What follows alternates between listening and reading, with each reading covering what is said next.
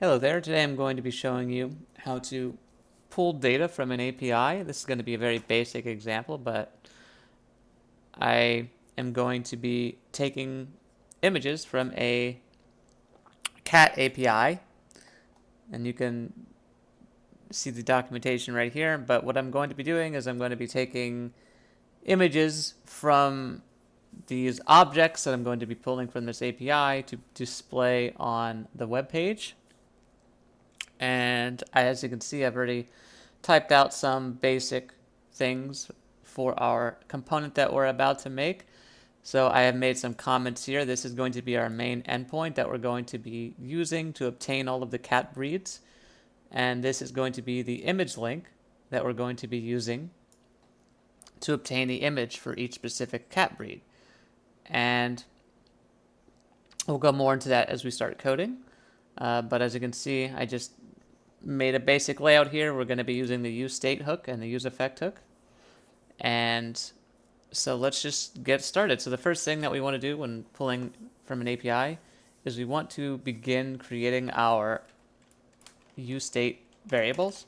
So we'll call this cat data, get cat data, useState, and this will be an initial value, an empty array, because this is going to be an array containing all of the cat breeds that we're going to be receiving from this endpoint right here. And then once we have that, then all we want to do now, I think that's all of the useState variables that we need for now. Yeah, I think so. So let's go to inside of our, let's create a useEffect hook actually. So what I'm going to do, just do useEffect, arrow function. Okay, and the first thing I'm going to do inside this useEffect hook is I am going to begin creating a asynchronous function. And the reason we want to do that is because we're dealing with promises here. We are attempting to retrieve a response from an endpoint, and when you're dealing with that, it's not an instantaneous interaction. It's something that you have to wait for, even though the amount of time that you have to wait for is very small. It may seem instant, but it's not actually instant. So in order to, when you're dealing with situations like that, you always need to be dealing with a promise, because a promise is waiting for something to happen. And I'll show you what I mean. So let's create our first variable. It's going to be called fetch data, and it's going to be equal to an asynchronous function, arrow function. All right, and the first thing that we want to do inside of this asynchronous function is we want to begin creating our try code block. So a try catch code blocks, what they do is they basically allow you to, they basically allow you to handle retrieving, they basically allow you to handle retrieving information in such a way that you can, for instance, catch errors, right? That's what the catch code block is for. It allows you to utilize built-in functionality so that it can help you, for instance, handle errors, that can display specific error messages that can help you figure out what's wrong. The try code block is specifically to obtain the information from the endpoint. And so let's begin creating those.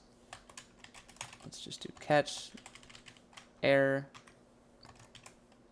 and we can, there we go. Just don't like dealing with errors. So inside of our try code block, what we want to be doing is the first thing we want to be doing is creating a response variable. Now our response variable is going to be an await fetch, which means that it's going to be attempting to obtain the object from this endpoint. See, as you can see, we're going to be using this URL, and when you use this URL inside of your browser, this will appear. And what this is, it's an array containing a whole bunch of different cat breeds, each represented by an object, right? So this, for instance, is the first cat object that you see inside of this array, and it tells you all sorts of information about this specific cat breed, how dog-friendly it is, child-friendly, all sorts of stuff. And it also contains something that we really want it, is the reference image ID, which is going to help us actually obtain the image for this specific breed, and I'll show you how to do that in just a second. But for now, what we want to be doing is we want to be gathering all of these cat objects into our cat data array. That's why we made the initial value an array, is because we're going to be storing all these objects into an array. So let's create our let's insert our endpoint here.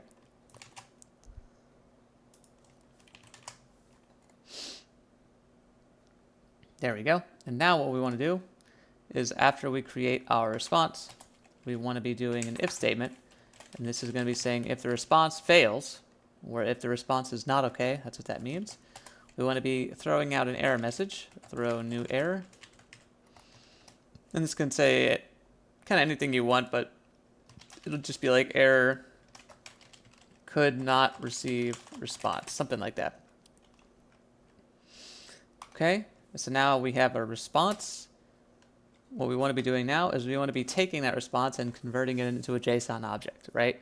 Because by default, this is not a JSON object. This is what you get as soon as you load in the page, right? Just a whole bunch of drivel. Like, we can't really make too much use of this, right? It's really hard to understand and interact with, but if you convert it to a JSON object, you can actually understand what's happening and interact with it. So we want to be using the JSON function on that response variable that we've created. So we'll call this data,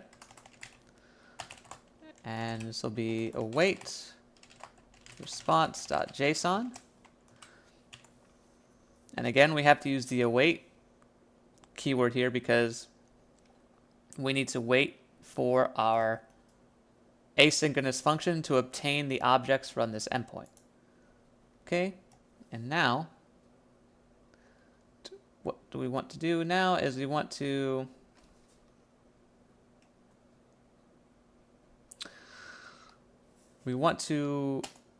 target our state variable utilizing its updater function, getCatData. So we'll type getCatData, and then we're going to be updating with what? Data, right? So this is just simply inserting the JSON object into our cat data array. So that's good. So now that we've handled our try, we've obtained the information, we've handled our try code block, we want to quickly type in the code for handling our error message. And you can do this by doing console.error, error, colon, comma, and then use the built-in error argument that's been passed into the catch code block. So this will just, if there is an error, what will happen is it'll send the error to your console. If you go to inspect on your web page and go to your console, it'll show you the error message if you're having trouble retrieving information from the endpoint. And let me think. Oh yeah, there's also one more thing you want to do here is right outside this function we've created, we want to call upon that function.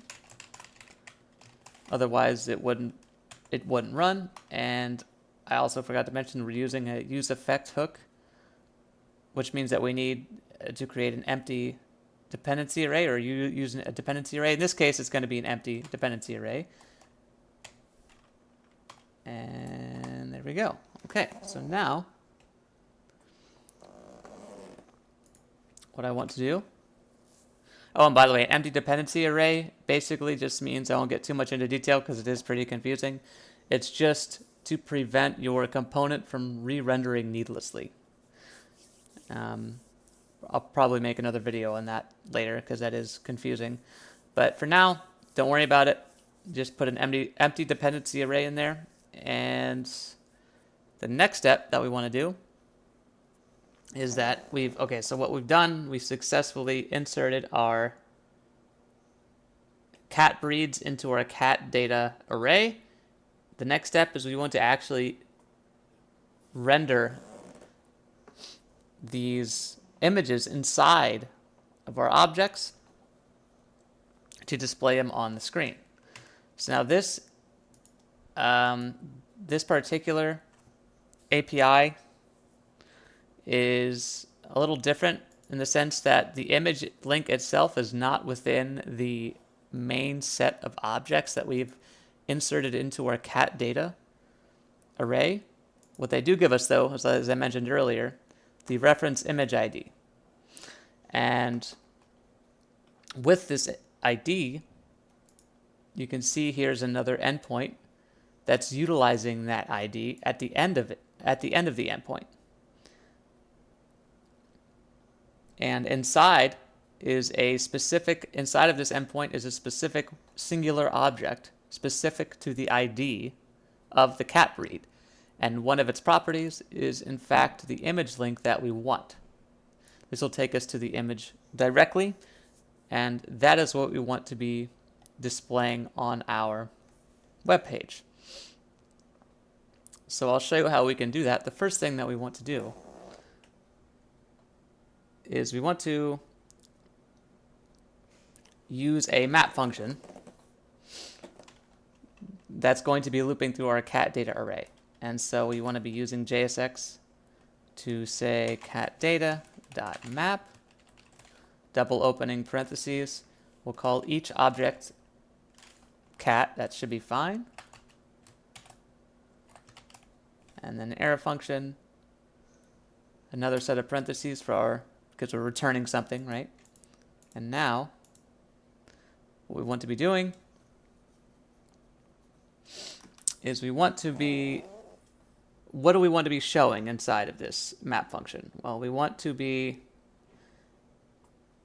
showing an image, right? We want to be displaying an image. So we can do this by creating an image tag, and it's going to be self-closing. And we're going to make some space here, and we're going to be setting some properties. So since this is going to be containing multiple images, we want to have a key for each image. So we'll say key is equal to cat. We're going to be accessing the ID property. And for the source, this is a little bit confusing, but what we want to be doing is we want to be taking this endpoint I just mentioned earlier to target this specific cat breed image. Okay, and so now this is not correct, obviously, but we're going to make some changes. What we're going to be doing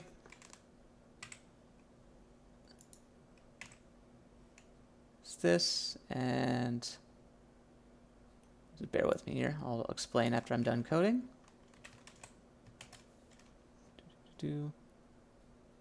This is called a template literal, by the way, with the $sign, and I'll show you. Hold on. This is going to be cat.reference image ID.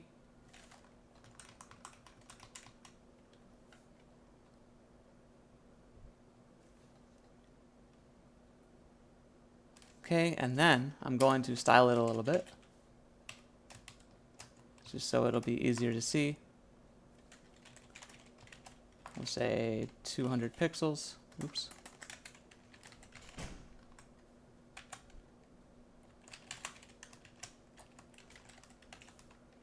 That should be a good starting point. Okay, so it hasn't displayed yet, but that's fine.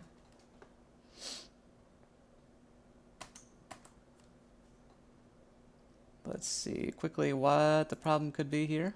Let's refresh it. Oh no, we got it. Okay. Oops, I thought there was an error. Just forgot to refresh. So here we go. You can see what's happening here is that it's looping through our cat object. It's taking the image ID of each one of these different cat breeds. It's taking that property and inserting it into this image link, specifically this portion, the very end, and it's inserting each image ID into that so that we can get multiple cat images that are displayed on our web page. And I'm going to be adding more to this later on in future videos. I'll show how to, for instance, create a button for each image. If you click on that button, the image will be displayed. If you click on it again, it'll disappear. And I'm just going to be progressively adding to this app. And so yeah, but this is the first of those videos of a future chain. And I hope you liked it, and have a great day.